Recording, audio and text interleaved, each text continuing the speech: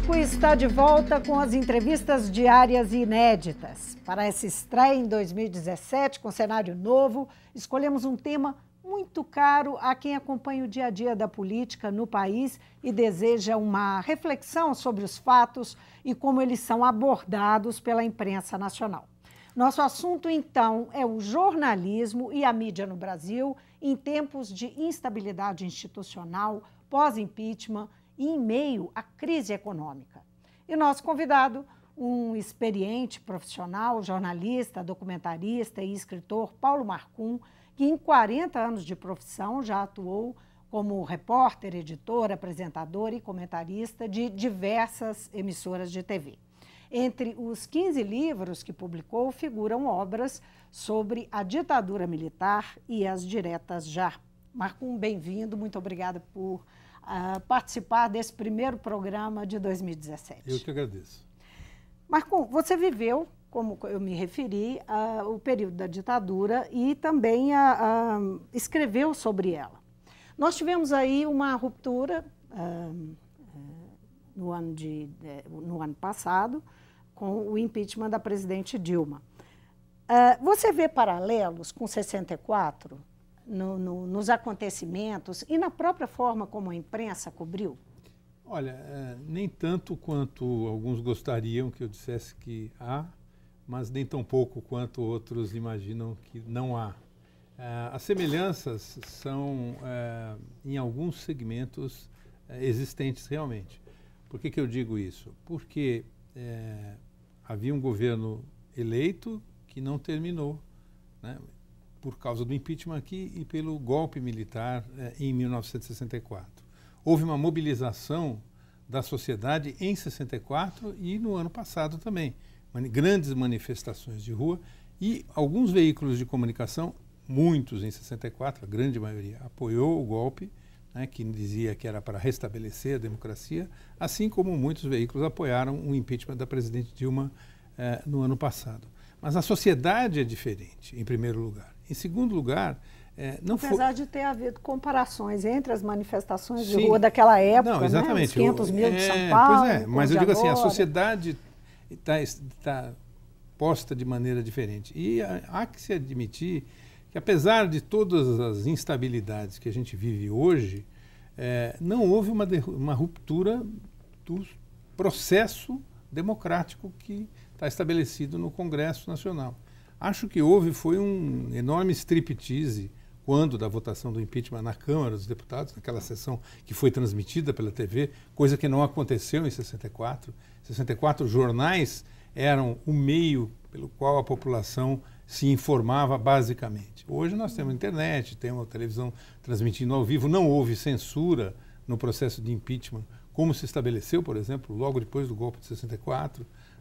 Mas pensar em censura hoje é uma coisa um pouco complicada também. Pois né? Você então tem vários canais. Né? Exatamente. Então, quer dizer, nem há como censurar. Porque você pode eventualmente censurar as transmissões de televisão, mas quem vai censurar a internet, por exemplo? Né? Quem conseguirá censurar as redes sociais que se estabelecem como uma ligação entre as pessoas? Então, eu acho que não é a mesma coisa. Né? E o complexo desse processo é que, de alguma maneira, o que se discute hoje no Brasil parece apontar para um aprofundamento da institucionalização e da democracia. Né? Se a lei for para todos, né? Se a justiça atuar corretamente, se uma porção de sis forem aplicados, pode ser que a gente saia desse processo melhor. Você fala nesse cis por quê? Porque você reconhece que ainda está por ser provado que isso está acontecendo ou não? Não, é porque eu acho que de um lado tem uma aliança muito forte entre setores da mídia e setores do Ministério Público, por exemplo, né, e da Justiça, que faz com que, por exemplo, cada novidade sobre o processo da Lava Jato corra imediatamente para os jornais. Que são os vazamentos. São os vazamentos, que nem sempre são para todos e da mesma maneira. Né? A seletividade foi evidente. Agora, nós estamos vivendo, neste momento que nós estamos conversando aqui, a antivéspera da grande divulgação das 77 delações da Odebrecht. Aí é que nós vamos saber até onde vai esse processo. Essa é a primeira questão. A segunda questão é, será que todo esse processo não vai caminhar, eu não tenho nenhuma certeza sobre isso, caminhar para uma desmoralização tamanha da política que permita o surgimento de alguém que diga assim, olha, comigo vai ser diferente, nós vamos salvar a pátria, o mundo vai ser mais feliz, né? E nós estamos vivendo hoje no mundo, no planeta, a eleição de um presidente norte-americano que, com promessas parecidas com essas, e algumas até mais absurdas, se elegeu contra a mídia, contra metade ou mais do que metade da opinião pública norte-americana, porque no voto direto ele não foi eleito, né? Tem aquele processo eleitoral lá, surpreendeu a todos e agora está surpreendendo mais ainda porque está fazendo aquilo que disse que ia fazer. Bom, você está dizendo, então, que a mídia pode não ter esse poder sobre as pessoas que se reputam, muitas vezes. Pois é. Ao dar o exemplo dos Estados Unidos. Exatamente. Mas, no caso, por exemplo, nesse momento, esses últimos 2 anos que nós vivemos, de instabilidade política, você considera que a mídia brasileira não teve importância ou influência significativa sobre todo esse processo? Tem muita influência. Tudo aquilo que a gente discute nas chamadas redes sociais, ou grande parte daquilo que se discute, nasce na mídia, né? Ou agora também tem o contrário, nasce na rede social e vai para a mídia, né? Agora, o que eu penso é que ainda o momento é tão nebuloso que é arriscado fazer alguma previsão para dizer o seguinte, o plano era dar um golpe como foi o de 1964 e vamos viver uma ditadura como vivemos a ditadura de 1964. Há diferenças grandes entre os dois momentos, em primeiro lugar. A sociedade, eu acho que está mais consciente, não sei se aceitaria esse golpe absoluto, assim, que desestruturasse toda a estrutura de poder, mas a desmoralização da política vem sendo feita com muita intensidade. Falou-se muito, ao usar essa expressão golpe, houve muita discussão e há quem negasse veementemente, há quem defendesse a ideia de que houve um golpe, mesmo que não no sentido tradicional. O que você pensa dessa ideia, dessa tese do golpe? Foi golpe, não foi golpe para você? Olha, eu não acho que não pode se dizer que foi um golpe igual aos anteriores, mas não pode se dizer também que havia, digamos assim, que não se forçou a mão para conseguir o resultado que se buscava. E esse resultado era tirar a presidente Dilma, tirar o PT do poder. Esse é o objetivo por trás do jogo político, né? Isso está cada vez mais claro, na medida em que a resistência de setores do PT, a insistência do ex-presidente Lula de dizer que não tem nada a ver com isso e que vai continuar lutando e volta ao poder em 2018, isso só mostra quanto era essencial no jogo do impeachment tirar o PT do poder. Você falou em vazamento seletivo, né? Citou a questão do vazamento seletivo, muito presente na relação imprensa-Ministério Público, me fez lembrar de que foi um vazamento, né, autorizado pelo juiz Sérgio Moro, que nessa segunda-feira está fazendo palestra em Nova York, e defendeu e assumiu que foi ele, que ele tomou a decisão de liberar aquela conversa da presidente Dilma com o ex-presidente Lula. Né?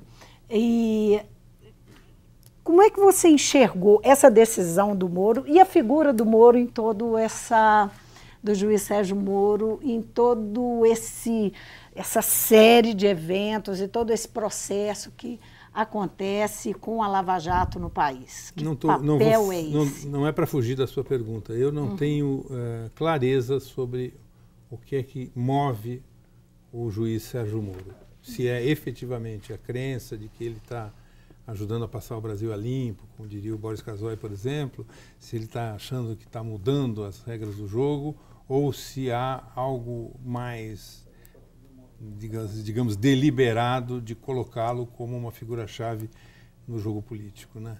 Que possa transcender, inclusive, os limites do judiciário. Né? Ao aceitar, por exemplo, ir para os Estados Unidos, participar de um evento neste momento, ele busca, evidentemente, os holofotes. E ele disse mais de uma vez que a imprensa e a mídia é fundamental para que a Lava Jato aconteça. Inclusive na palestra dessa segunda-feira. Exatamente. Então, agora, eu não conheço suficientemente, a não ser pelo aquilo que a imprensa publica, essa figura para dizer... Verdade, nenhum de nós conhece. Então, é complexo, mas acho que não necessariamente isso ajuda o país. Esse tipo de ação tão midiática assim, como, por exemplo, a convocação do ex-presidente Lula para depor no aeroporto de Congonhas. Falando em princípios jornalísticos, com a sua vivência, 40 anos, você inclusive dirigiu a Fundação Padre Anchieta, a TV Cultura, né, tem uma larga experiência trabalhando como jornalista e também dirigindo canal de TV pública. Na sua opinião, falando em princípios jornalísticos, eles estão sendo respeitados na cobertura da Lava Jato? O fato de haver esse compartilhamento e esses vazamentos, né, de alguns casos e outros não, isso pode se configurar um desrespeito a princípios jornalísticos? Há uma discussão sobre isso. Como é que, né, a questão da fonte, o jornalista não pode perder a oportunidade de dar uma notícia que ele teve? Como é que ele conseguiu essa notícia? Enfim, há uma... Né, vou contar uma história no muito meio mais e fora antiga. do meio, muita Sim. discussão sobre isso. Uma história muito antiga. Nos anos 90, eu trabalhava na Globo como repórter e fui chamado para uma matéria que investigava o Frangogate. O acusado era o então prefeito, ou ex-prefeito, não me lembro se era prefeito ainda, acho que não, Paulo Maluf, em São Paulo. E o Frangogate era uma coisa de que a prefeitura teria comprado uns frangos de um parente dele, Me lembro vagamente etc. da história. Mas o curioso é o seguinte, quem era a figura-chave? Eram duas figuras. Um é o Fernando Capês, hoje presidente da Assembleia Legislativa de São Paulo, envolto em várias acusações de irregularidades. Né? Estão sendo investigados casos dele. E o outro era o Alexandre de Moraes, atual ministro, talvez amanhã ministro do Supremo, mas hoje ministro da Justiça e da Segurança Pública do governo Temer.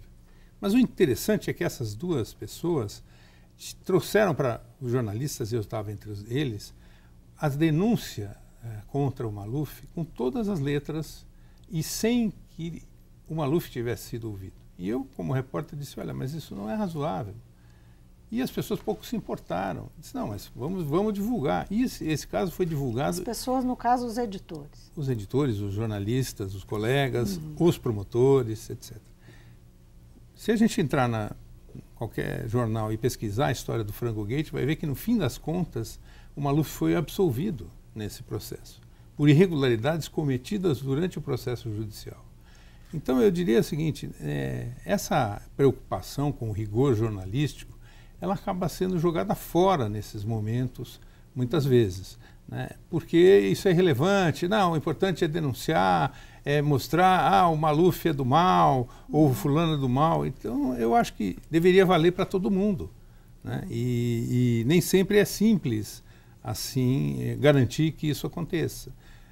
E acho que não está sendo fácil essa coisa neste momento. Não estou dizendo que todos os meus colegas jornalistas que trabalham cobrindo a Lava Jato são do mal ou que estão mancomunados com os promotores.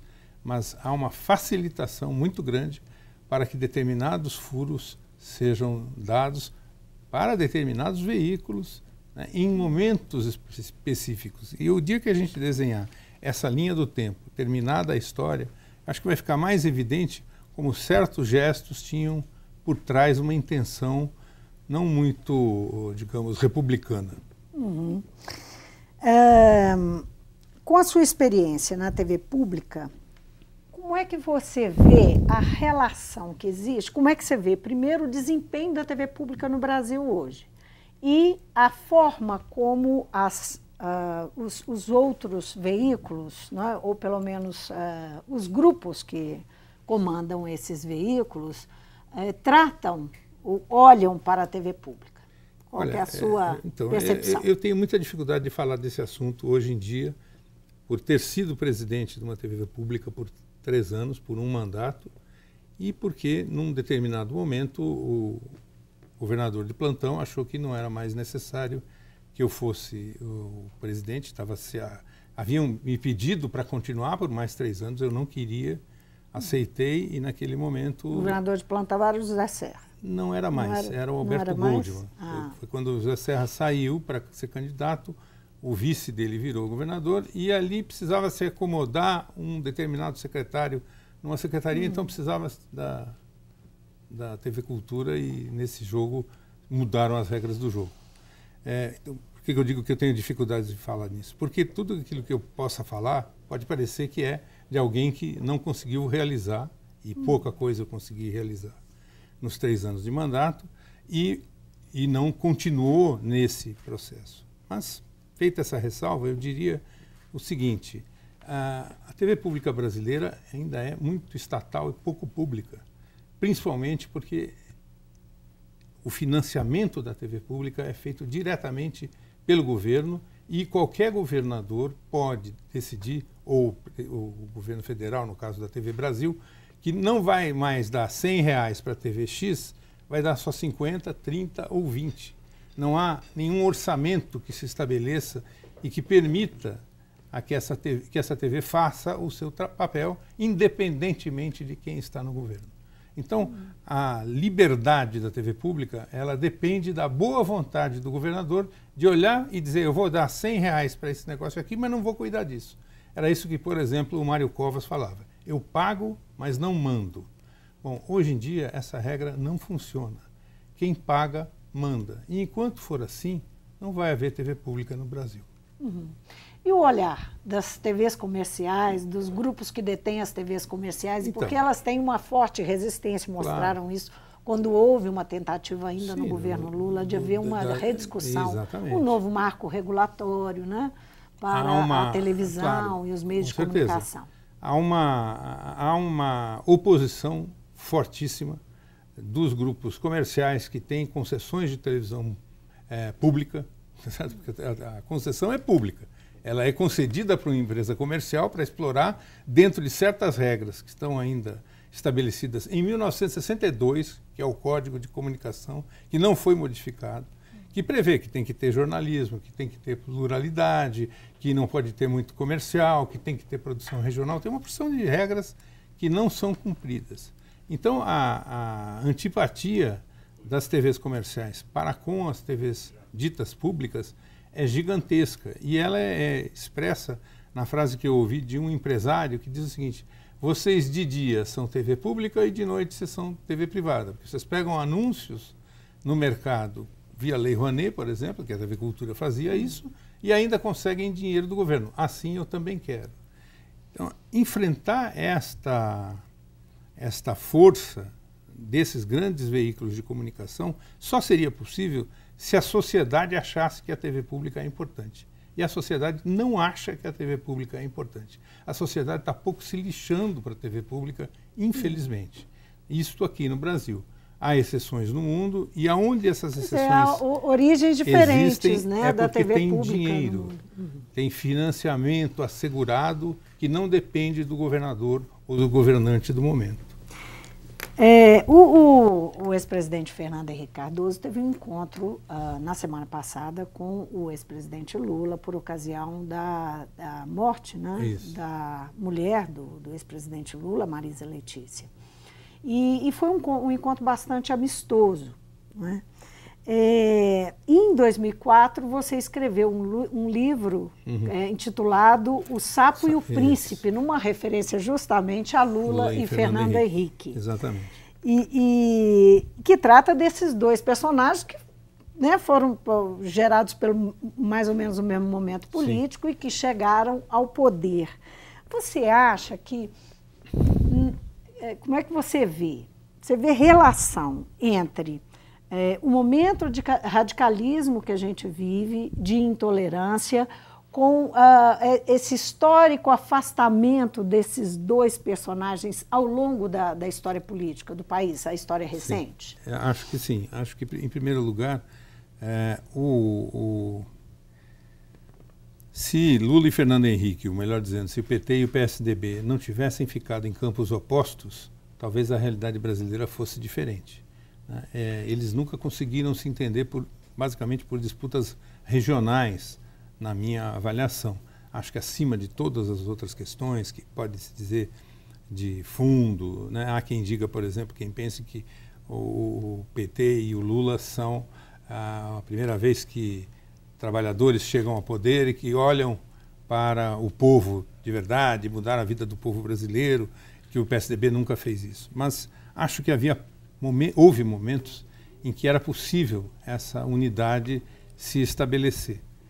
Era mais possível até por conta do temperamento e das relações pessoais entre Lula e Fernando Henrique. A capa desse livro, O Sapo e o Príncipe, é uma capa em que mostra Fernando Henrique, sociólogo, distribuindo panfletos do Lula candidato a governador em 1982, no ABC.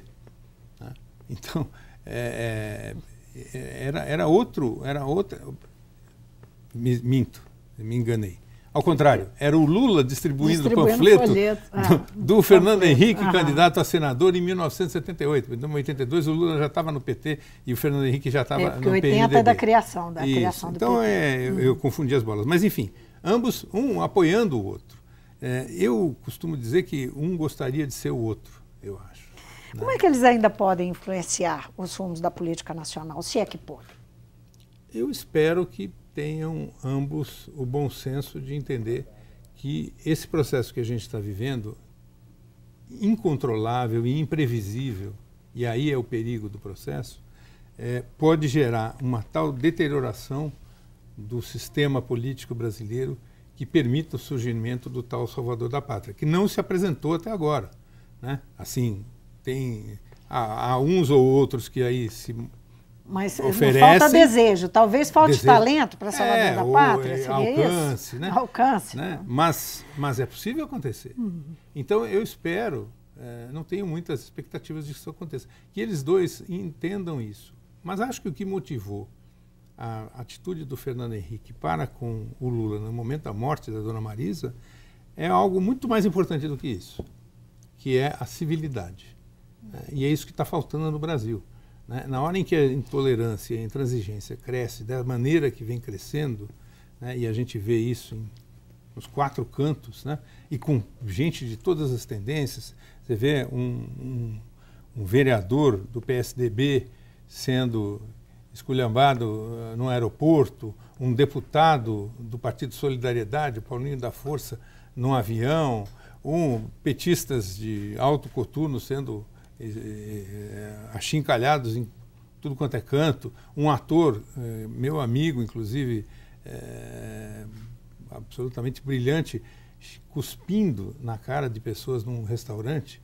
Quando a gente começa a enxergar esse tipo de coisa se multiplicar, eu acho que a gente tem que acender a luz vermelha. Está ficando perigoso. Né? É algo que pode avançar para um caminho que eu não sei se tem volta. Então, acho que o que fez o Fernando Henrique ir visitar o Lula foi essa coisa da civilidade. Né? E isso gerou uma imagem muito forte naquele momento tão sensível. Espero que gere mais do que isso. Paulo Marcum, foi um grande prazer tê-lo aqui no Mundo Político. Eu que agradeço, Vivian. Nessa data especial para nós de reabertura dos trabalhos do programa. Boa sorte para vocês. Obrigada demais. Obrigado. Eu conversei com o jornalista, documentarista e escritor Paulo Marcum, jornalista Paulo Marcum, que veio a Belo Horizonte para conversar conosco, para participar dessa reestreia do Mundo Político. E o programa fica por aqui. Obrigada por nos acompanhar. Até a próxima.